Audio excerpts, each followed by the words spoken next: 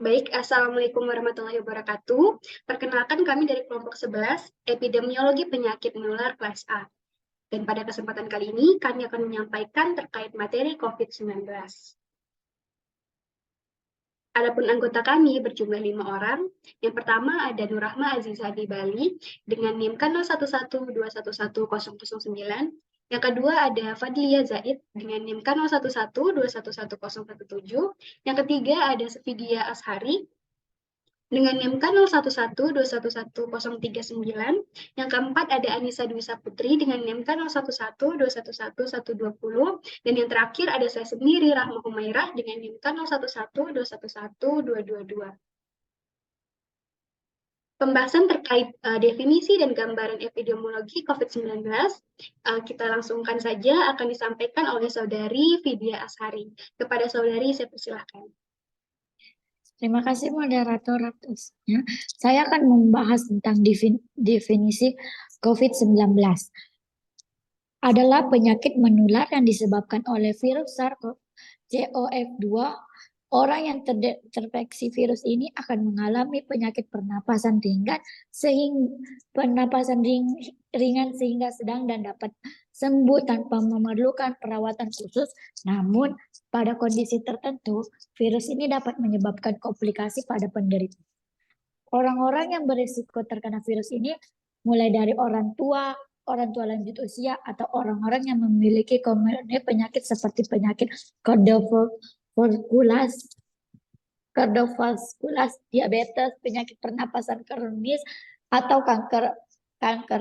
Menurut WHO 2023, COVID-19 merupakan virus baru yang menyerang saluran pernapasan. Virus ini pada awalnya mewadah di bulan Desember tahun 2019, tepatnya di Wuhan, di Cina. Selanjutnya, next. Gambaran epidemiologinya, pada kalian lihat di sini ada 3 gambaran epidemiologinya. Ada kasus pertama COVID-19 berasal dari kota Wuhan di Cina, di mana kondisi kesehatan kota Wuhan melaporkan sekelompok kasus pneumonia di Wuhan, Provinsi Hubei pada tanggal 31 Desember 2019. Kasus tersebut akhirnya dideteksi sebagai novel coronavirus atau disebut sebagai COVID-19. Yang kedua, pada tanggal 2 Januari 2020, penderita COVID-19 meningkat menjadi 41 orang positif COVID-19 yang dirawat di rumah sakit di kota Wuhan. Sebagian dari penderita memiliki penyakit bawaan seperti kardiovaskular, diabetes mellitus, dan hipertensi. Tepat pada tanggal 11 Maret 2020, virus ini telah menyebar dengan tingkat keparahan 4 yang mengkhawatirkan, sehingga WHO akhirnya mengumumkan virus COVID-19 ini sebagai pandemi global, WHO 2020. Yang terakhir, negara pertama di luar Cina yang melaporkan adanya kasus COVID-19 adalah Thailand. Setelah Thailand, negara berikutnya melaporkan kasus pertama COVID-19 adalah Jepang, Korea Selatan, yang kemudian berkembang ke negara-negara lainnya sampai dengan tanggal 30 Juni 2020. Saya serahkan ke pemateri selanjutnya. Terima kasih. Baik.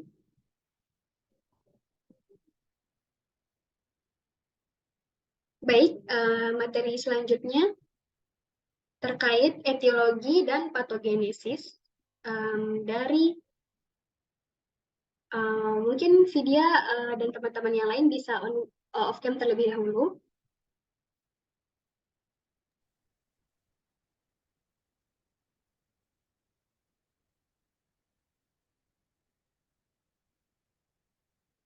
Oh ya, oke, baik. Yang kedua terkait materi etiologi dan patogenesis dari COVID-19. Nah, etiologi atau penyebab COVID-19 sendiri adalah virus yang tergolong dalam famili coronavirus yang merupakan virus RNA strain tunggal positif, berkapsul, dan juga tidak bersegmen. Nah, terdapat 4 struktur protein utama pada coronavirus itu sendiri, yaitu yang pertama, protein N atau nukleokapsid. Yang kedua adalah glikoprotein M atau membran. Yang ketiga adalah glikoprotein spike S atau spike. Dan yang terakhir adalah protein E atau selubung. Nah, coronavirus sendiri tergolong dalam ordo Nidovirales yaitu keluarga Coronaviridae. Nah, terdapat 4 genus, yaitu yang pertama adalah Alpha coronavirus, yang kedua ada Beta coronavirus, yang ketiga ada Gamma coronavirus, dan yang terakhir ada Delta coronavirus. Nah, sebelum adanya COVID-19, ada 6 jenis coronavirus yang dapat menginfeksi manusia, yaitu HCOF229E atau Alpha coronavirus, HCOV, OC43 atau Beta coronavirus, yang ketiga ada Alpha coronavirus, yang keempat ada Beta coronavirus, yang kelima ada Beta coronavirus tipe SARS-CoV, dan yang terakhir ada Beta coronavirus tipe MERS-CoV. Selanjutnya patogenesis dari COVID-19. Nah, COVID-19 sendiri merupakan virus yang termasuk dalam genus Beta coronavirus, di mana hasil analisis menunjukkan adanya kemiripan dengan SARS. Keparahan infeksi COVID-19 sendiri ditentukan oleh faktor virus dengan respon imun. Efek sitopatik virus dan kemampuannya dalam mengalahkan respon imun merupakan faktor keparahan infeksi virus. Sistem imun yang tidak adekuat dalam merespon infeksi juga menentukan tingkat keparahan. Di sisi lain, respon imun juga yang berlebihan ikut berperan dalam kerusakan jaringan. Materi selanjutnya terkait penularan jenis COVID-19, saya serahkan ke materi selanjutnya. Terima kasih. Baik, terima kasih atas kesempatannya moderator. Nah, sebelumnya telah dijelaskan mengenai etiologi dan patogenesis dari penyakit COVID-19. Nah, selanjutnya akan ada 2 materi yang akan saya bawakan, yaitu tentang penularan COVID-19 dan apa saja jenis-jenis dari penyakit COVID. Pertama, penularan COVID-19. Yang pertama dari penularan COVID-19 itu kontak. Nah, sebagaimana kita tahu bahwa COVID-19 dapat terjadi atau dapat terjadi orang yang belum terinfeksi sebelumnya melalui kontak langsung, tidak langsung, maupun kontak erat dengan orang yang terjangkit COVID-19 melalui air liur dan droplet yang keluar dari orang dengan COVID-19 pada saat ia sedang berbicara, bernyanyi, batuk, dan aktivitas lainnya. Kemudian penularan yang kedua bisa melalui udara. Penularan melalui udara didefinisikan sebagai agen infeksius yang diakibatkan oleh penyebaran droplet yang melayang dan masuk dalam keadaan infeksius, sehingga dapat bergerak jauh dan menyebarkan orang yang belum terinfeksi COVID-19. Kemudian cara penularan yang ketiga ada vomit. Nah, vomit merupakan penularan yang disebabkan oleh kontaminasi permukaan dan benda yang terkena droplet dari orang yang terjangkit COVID-19. Nah, selanjutnya terkait dengan jenis-jenis COVID-19. Nah, sebagaimana yang kita tahu bahwa sejak awal kemunculannya, virus corona ini telah bermutasi menjadi berbagai varian. Penyebabnya adalah karena virus terus itu bereplikasi dan membuat dirinya menjadi banyak. Nah, ketika melakukan replikasi, virus corona mengubah gennya sedikit demi sedikit. Inilah yang disebut sebagai mutasi virus, atau dapat kita artikan beberapa varian dari virus yang asli. Nah, ada beberapa varian atau jenis-jenis dari mutasi virus corona yang telah menyebar. Yang pertama adalah varian Alpha. Nah, varian ini ditemukan pada September 2020 di Inggris dan diketahui 50% lebih mudah menular dari varian sebelumnya. Kemudian ada varian Beta, dan ini pertama kali ditemukan pada Mei 2020 di Afrika Selatan, dan diketahui pula 50% lebih mudah menular dari varian sebelumnya. Kemudian tiga varian Delta ditemukan 30 lebih mudah menular dari varian Alpha. Yang keempat ada varian Gamma, di mana pertama kali ditemukan di Brazil dan Jepang pada November 2020. Kemudian yang kelima ada varian Epsilon, di mana mutasi virus ini pertama kali ditemukan di California, Amerika Serikat pada 19 Maret 2021. Selanjutnya ada varian Lambda, di mana varian ini ditemukan di Peru pada Desember 2020 dan sudah beredar dari 26 negara di Amerika, Eropa, dan Oseania, sehingga menjadi perhatian nasional akibat perluasannya yang cepat. Kemudian yang ketujuh ada varian Eta, di mana varian ini pertama kali teridentifikasi di Inggris pada Desember 2020. Selanjutnya ada varian Lota, di mana pertama kali ditemukan pada November 2020 di New York, Amerika Serikat. Selanjutnya ada varian Kappa, yang sama seperti varian Delta, di mana varian ini pertama kali ditemukan di India pada Desember 2020. Nah, yang varian terakhir ada varian Omicron, di mana varian ini pertama kali dilaporkan ke WHO pada tanggal 24 November 2021. dari Afrika Selatan. Nah, varian ini diketahui memiliki sekitar 30 kombinasi mutasi dari sejumlah varian virus sebelumnya. Ini membuat varian Omicron berpotensi lebih cepat menular dibanding dengan varian Delta dan memungkinkan terjadinya infeksi atau infeksi berulang. Baik, mungkin itu saja jelas dari saya mengenai cara penularan jenis dari COVID-19.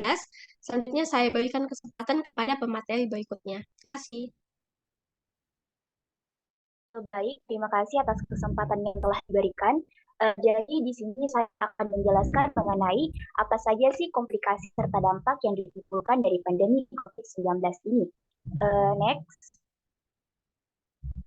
Jadi, infeksi virus COVID-19 dapat menimbulkan berbagai komplikasi penyakit hingga kematian. Umumnya, kasus kematian ini banyak dipicu oleh adanya komplikasi akibat COVID-19 dan juga penyakit komorbid. Orang yang terinfeksi COVID-19 umumnya akan menunjukkan gejala batuk, demam, merasa lelah, dan diikuti sesak nafas. Jika tidak ditangani dengan tepat, dapat menimbulkan komplikasi seperti kelelahan kronis, peradangan paru-paru, kegagalan fungsi beberapa organ, acute respiratory distress syndrome atau RDS, dan lain-lain. Gangguan pada saluran pernafasan adalah gangguan utama akibat COVID-19 seperti gagal pernafasan akut. Selain itu dapat pula menimbulkan komplikasi dan masalah pada organ lain seperti kerusakan hati, kerusakan jantung, gagal ginjal akut, hingga infeksi sekunder. Nah, selanjutnya dampak. Next.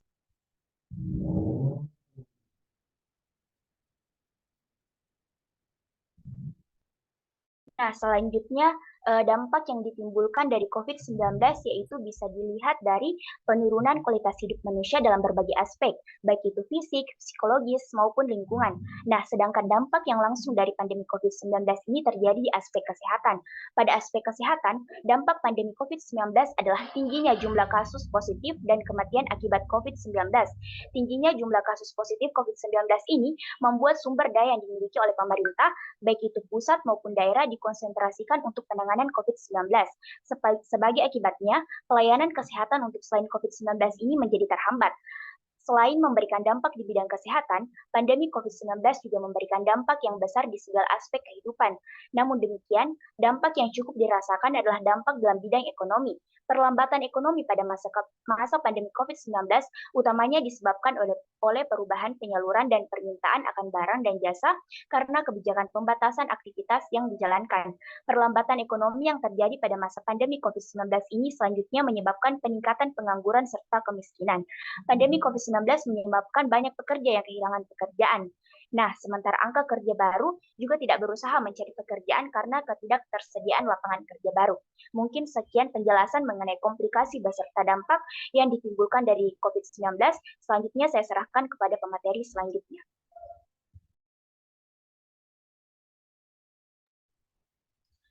Baik, terima kasih atas kesempatan yang diberikan. Saya Nur Rahmazani Bali akan membawakan materi terakhir mengenai pencegahan dan penanggulangan COVID-19.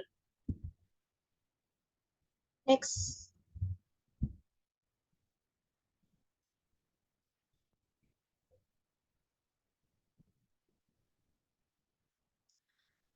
Jadi, pencegahan COVID-19. Proses penularan COVID terjadi dari orang ke orang, sehingga perlu adanya upaya pencegahan yang harus dilakukan. Pencegahan adalah segala upaya, usaha, atau tindakan yang dilakukan secara sadar dan bertanggung jawab yang bertujuan untuk meniadakan dan menghalangi faktor-faktor yang menyebabkan terjadinya penyebaran COVID-19, termasuk dalam upaya pengendalian. Adapun upaya yang dapat dilakukan untuk mencegah penyebaran COVID-19 ini dengan menutup pintu portal kawasan pemukiman.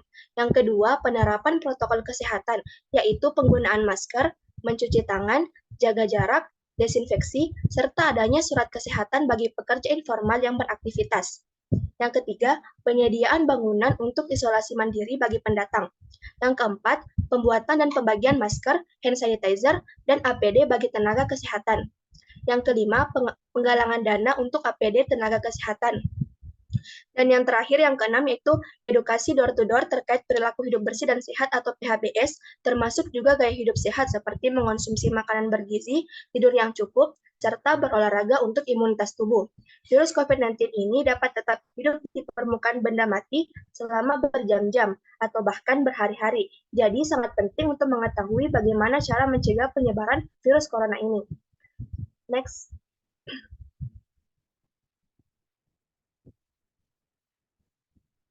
Selanjutnya, materi mengenai penanggulangan COVID-19. Penanggulangan adalah proses menanggulangi penyebaran COVID-19 yang dilakukan oleh pemerintah, mulai dari perencanaan, pencegahan, penanganan, dan penegakan. Partisipasi masyarakat berperan penting dalam berbagai program kesehatan, termasuk saat ini dalam upaya penanggulangan pandemi COVID-19. Upaya di tingkat masyarakat dalam konteks pandemi COVID-19 ini diharapkan bertujuan untuk mengontrol sumber penularan, memutus rantai penularan, dan melindungi kelompok penduduk yang rentan. Dalam upaya penanggulangan COVID-19, dibutuhkan kebijakan yang tegas, serta kepedulian masyarakat dalam penanganan virus tersebut.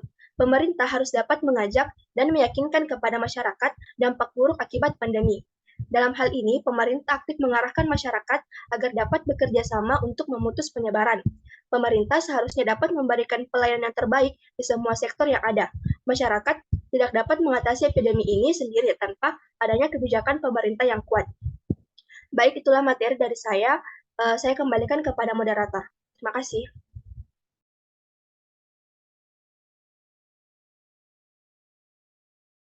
Baik, kita sampai pada kesimpulan untuk materi pada kali ini. Jadi kesimpulan dari materi yang telah kami sampaikan adalah COVID-19 merupakan penyakit menular yang disebabkan oleh virus SARS-CoV-2. Seseorang yang terinfeksi virus ini akan mengalami penyakit pernapasan ringan hingga sedang dan bisa juga berakibat kematian jika disertai dengan penyakit komorbid.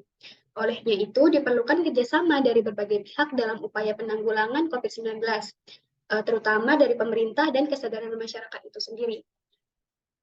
Baik, mungkin hanya itu yang dapat kelompok kami sampaikan. Kurang lebihnya kami memohon maaf. Sekian dari kelompok kami. Wassalamualaikum warahmatullahi wabarakatuh.